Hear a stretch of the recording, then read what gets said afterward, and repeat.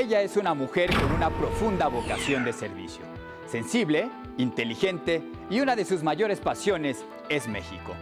Desde su juventud, el bien común y la justicia han sido sus ideales, razones fundamentales que la llevaron desde muy temprana edad a una participación política activa. Ha sido diputada local, diputada federal y también primera dama de México. Todas estas experiencias le han permitido conocer a nuestro país a fondo y también aprender de sus problemas. Hoy conversaremos en corto con Margarita Zavala, una mujer apasionada por su país y su familia. Acompáñame a conocerla. Margarita Zavala Gómez del Campo nació en la Ciudad de México el 25 de julio de 1967. Es una mexicana, madre de familia y abogada por la Escuela Libre de Derecho. Desde 1990 ha alternado su labor política con el trabajo en diversos bufetes jurídicos, así como la docencia en materia de derecho. Es militante del Partido Acción Nacional, miembro de la Comisión Permanente y consejera nacional de ese partido desde 1991. Ha sido, entre otros cargos, directora jurídica y secretaria de Promoción Política de la Mujer. Fue diputada local de la segunda legislatura de 1994 a 1997 en la Asamblea de Representantes del Distrito Federal y diputada federal de la 59 legislatura del 2003 al 2006. Promotora y defensora de la equidad de género e impulsora de la creación del Instituto Nacional de las Mujeres, INMujeres. Del 2006 al 2012, presidió el Consejo Ciudadano Consultivo del DIF Nacional. Ha recibido diversos premios y reconocimientos como la Medalla de Oro del Consejo de las Américas en Nueva York, el Premio Clares a la Responsabilidad Social del 2012 en la categoría Líder Social, otorgado por la Universidad Anáhuac, la Medalla Beneméritus de la Cruz Roja Mexicana, el Premio ASICOM Universidad de Oviedo, otorgado por la Asociación Iberoamericana de la Comunicación, el Premio Pillars of Justice por su trabajo con niños migrantes, entre otros. Hay muchas maneras de definirme, pero quizá iniciaría con la parte muy personal de decisiones personales como ser abogada, madre de familia, y por supuesto esposa, hija, y muchos de los roles que tienen hoy las mujeres pues los tengo yo. Y por lo demás pues soy una ciudadana que ha tenido muchas oportunidades en la participación política, no solo a través del propio Congreso, sino lo que me tocó conocer del Poder Ejecutivo, y eso pues también me da mayores responsabilidades, por lo menos personales. Hija de destacados abogados, desde pequeña Margarita Zavala aprendió que la justicia y el bien común son valores humanos fundamentales. Fue educada en un entorno de respeto a los demás, creció en una familia de 7 hermanos y desde entonces disfrutaba el servir al otro. También practicaba el deporte. El derecho a mí me encanta y era algo que se platicaba todos los días. Lo platico también en mi casa todos los días, sin querer uno educa así, siendo hija de 2 abogados, maestros también los 2, pues sin duda por ahí empecé a caminar. Soy también nieta de abogados y porque hay ciertos valores que se comparten en el derecho, que son valores humanos y que son muy importantes en la vida de una persona, en la vida de una comunidad y en un país. Por ejemplo, el tema de justicia, que es digamos, una meta, un fin humano y es un fin del derecho. Entonces hay determinados valores que maneja el derecho que son parte de tu vida y eso hace que uno se encamine por ahí. El de justicia, el de bien común. Yo sí fui formada en ese deber, pero no en el sentido de imposición, sino en el deber humano de buscar el bien de los demás, y por eso el bien común fuera parte de mi léxico, de mis sueños y del derecho, por supuesto, encajaba muy bien en términos de la carrera. Libros de derecho siempre hubo, pero somos 7 hijos y solo fui yo la abogada, así es que fuimos educados en mucho respeto a nuestra individualidad. Yo tengo padres y nosotros mismos pertenecieron siempre a clase media. Y la clase media te permite, por ejemplo, no desear mucha riqueza porque no lo necesitas y saber que hay quienes lo desean y parece que lo necesitan. Y al mismo tiempo te permite tener un contacto con la pobreza sin tenerla, sino más bien en sentido social y de bien común. Y por eso mucha gente de la clase media nos enseñan a formar liderazgos en términos sociales, personales, económicos, etcétera, pero digamos nos enseñan a esforzarnos. Y entonces, por un lado, mis papás, ellos son católicos y la doctrina social cristiana era parte de lo que ellos les formaba. El otro lado, tuve una escuela con una enorme formación social, que realmente era parte del servicio, era parte de la vida, ya no digo del currículum escolar, sino de la vida de alguien que pertenecía a esa escuela. Pertenecía a organizaciones como Guías Scouts, que de entrada tiene un tema de servicio. Así es que el servicio ha sido parte de mi vida, de mis actividades sociales, de mis actividades en fundaciones, organizaciones sociales, y pertenezco a un partido político, al PAN, y la política yo la concibo como servicio. Me gusta mucho el básquetbol, que era lo que más hacía en la escuela. Me gustaba ir de campamentos. Siempre me gustó ayudar o estar en temas comunitarios. Y fui siendo cada vez mejor estudiante. Y claro, cuando ya encontré mi propia carrera y mi propia vocación, pues sí, creo que fui lo mejor que pude. Esa parte, digamos, en la infancia, y mi mamá me dio clases, mi papá daba clases en la UNAM, entonces era alguien que sabía explicar perfectamente, y yo también heredé la vocación de maestro, yo doy clases en sexto de prepa. Desde su juventud tuvo una participación política activa, que le permitió conocer cómo estaba cambiando nuestro país en términos de democracia y ser al mismo tiempo protagonista de la lucha democrática. Su padre le pidió que pasara de las palabras a las acciones. Así inició una etapa que la marcó de por vida. Tenía 16 años, ya había ganado un concurso de oratoria en la escuela y mi papá me dijo que ya era hora de que yo pasara de las palabras a las acciones. Y me acuerdo perfecto cuando me lo dijo, porque me dio un ride para tomar un camión a Insurgentes, sí, para ver a una amiga. Y luego me dijo que había un curso en el PAN. Él no era del PAN, no pertenecía a partidos políticos. Mi mamá sí había pertenecido al PAN hace muchos años.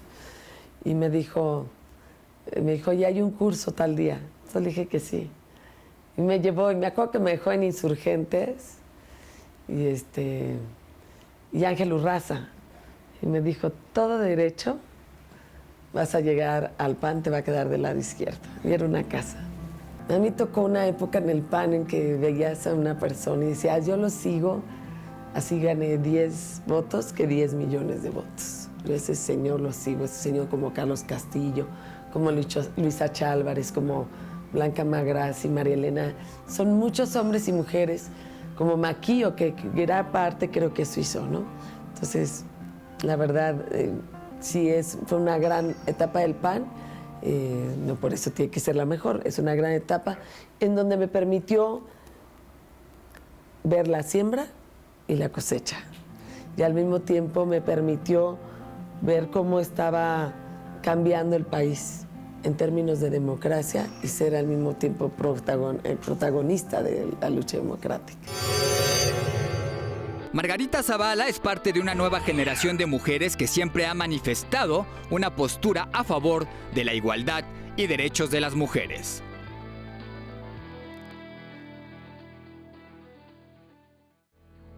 Como militante del PAN, fue legisladora a nivel local y federal, destacando su trabajo en temas como los derechos humanos y la equidad de género, así como en las leyes para personas con discapacidad, de educación y salud, entre otras. Soy abogada y la parte legislativa obviamente siempre me ha llamado la atención, porque la creación de leyes y además, digamos, bajo un realismo jurídico que ayude a ir a entender pues, la realidad que tiene que irse adaptando a las nuevas leyes. Entonces fui diputada local y dio mucho gusto. Me tocó en esa época trabajar una ley para personas con discapacidad, la primera que se hizo en el Distrito Federal. La trabajé con la Comisión de Derechos Humanos del Distrito Federal. Yo toda mi vida también he trabajado el tema de derechos humanos, mi tesis fue de eso. Mi tesis sí la laurearon porque era un tema sobre la Comisión Nacional de Derechos Humanos y no he soltado el tema. Y estuve en la ley para personas con discapacidad, además de las propias de derecho, la administrativa, la del Código de Procedimientos Civiles, las propias del Código Civil y todos los temas de violencia. Después seguí trabajando como asesora también en los congresos y luego fui diputada federal. Y en la Diputación Federal tuve la oportunidad de ser subcoordinadora del grupo parlamentario en materia social. Entonces, integralmente me tocó ver la ley del Instituto de Medicina Genómica, la ley de trasplantes de órganos, la ley general de salud, la que establecía toda la parte del seguro popular. También el trabajo en el tema de la ley general de educación en temas, pues, desde luego, de género, por supuesto, y de igualdad de oportunidades. Me tocó trabajar mucha parte de lo que tenía que ver con ciencia y tecnología, y particularmente, por supuesto, por el propio su coordinación, todo lo que tenía que ver con la ley de Instituto Nacional de las Mujeres, que por ser parte del primer instituto trabajé mucho, y las reformas a esta ley, y la ley general contra la violencia a las mujeres. Entonces, trabajamos esas leyes y me tocó también algunas iniciativas constitucionales, tanto en términos de no discriminación como en la propuesta de iniciativas. Me tocó trabajar desde las leyes hasta ver la parte de política pública. La Cámara de Diputados sí es una caja de resonancia de nuestro país. Y sí me da mucho gusto que pronto vaya a ser la reelección, sea posible una reelección, porque eso le va a dar más fuerza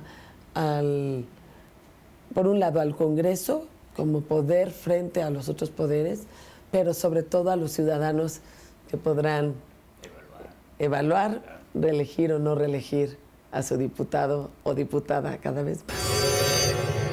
No solo su trabajo como legisladora le ha permitido conocer a fondo los problemas de nuestro país. Su paso por las aulas como profesora de Derecho le ha permitido entender cuáles son los retos de la educación en México.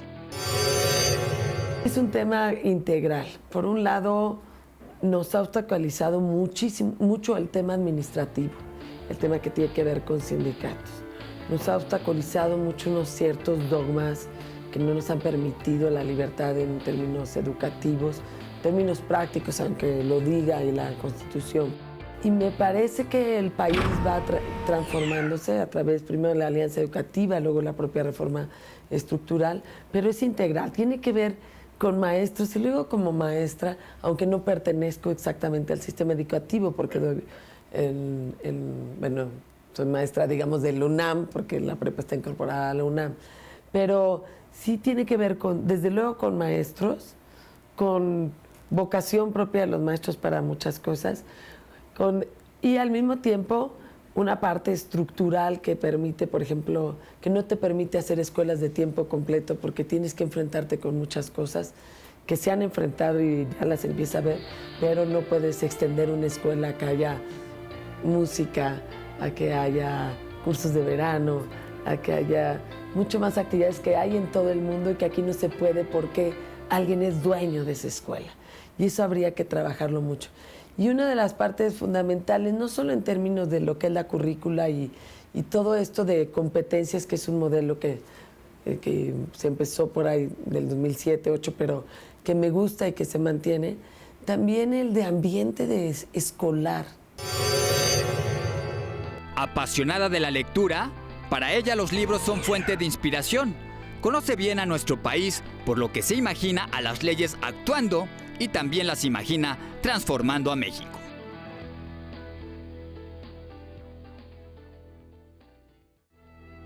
Como abogada, Margarita Zavala está convencida de que volverse un país de leyes Es el cambio que se requiere con mayor urgencia en México. Son varias cosas. Una es una cultura de legalidad que tenemos que fortalecer y que en ese sentido me parece que estamos apenas creciendo. Esa cultura de legalidad que tiene que ver con la congruencia entre la ley y la realidad, con la congruencia entre lo que digo a través de la ley y lo que estoy haciendo.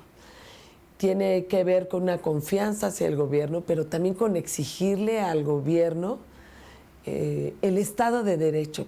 El principal obligado a generar un Estado de Derecho es quien toma las decisiones en política.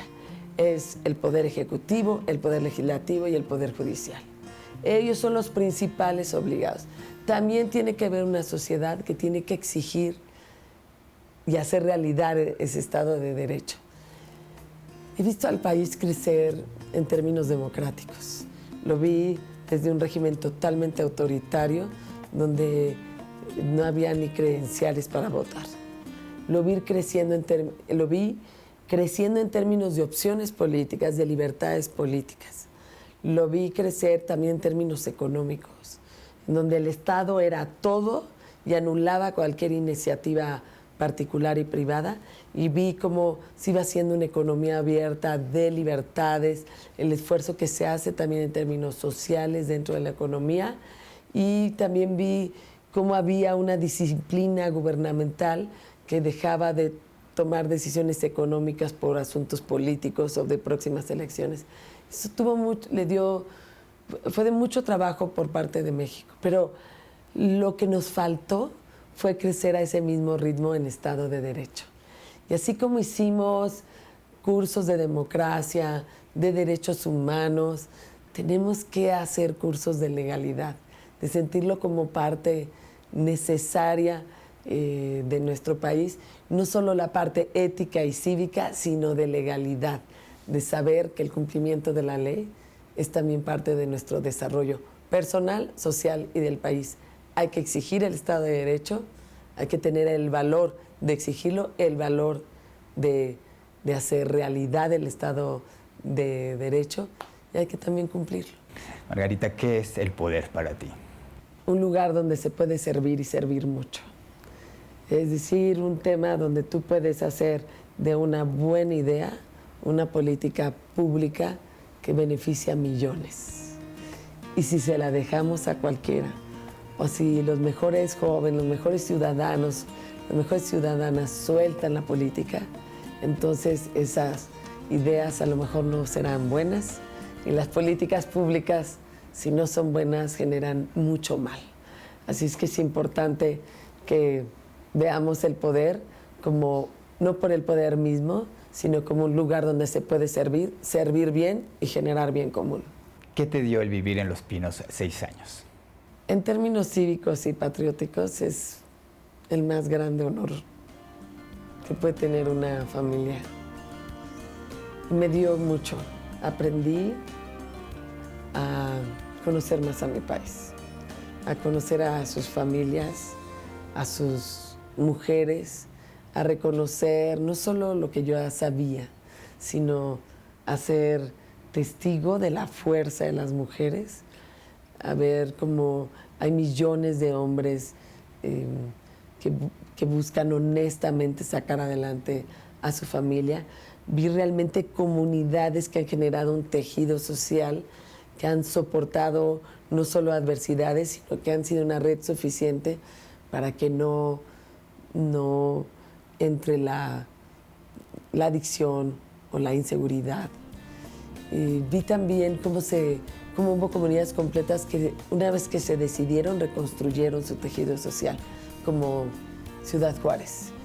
Y cómo es importante que una política pública integral entre al mismo tiempo hacia una comunidad, pero que tiene que estar la sociedad presente, los ciudadanos y ciudadanas convencidas de que su municipio vale, de que su pueblo vale. Y vi también muchas comunidades indígenas desarrollarse de manera y abrirse paso en una sociedad que antes era mucho menos incluyente.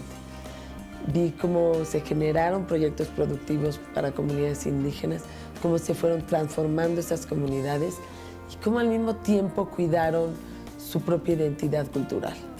Y ese es un esfuerzo cultural y comunitario poco medible y muy importante en conocerlo. Así es que conocí más a México, aprendí más de él y lo amo más. Como presidenta del Sistema Nacional para el Desarrollo Integral de la Familia, institución encargada primordialmente del apoyo directo a niños, mujeres y familias de escasos recursos en todo el país, Margarita Zavala tuvo un trabajo destacado en la lucha contra las adicciones. Por un lado, era el tema de cómo trabajar para reducir la demanda.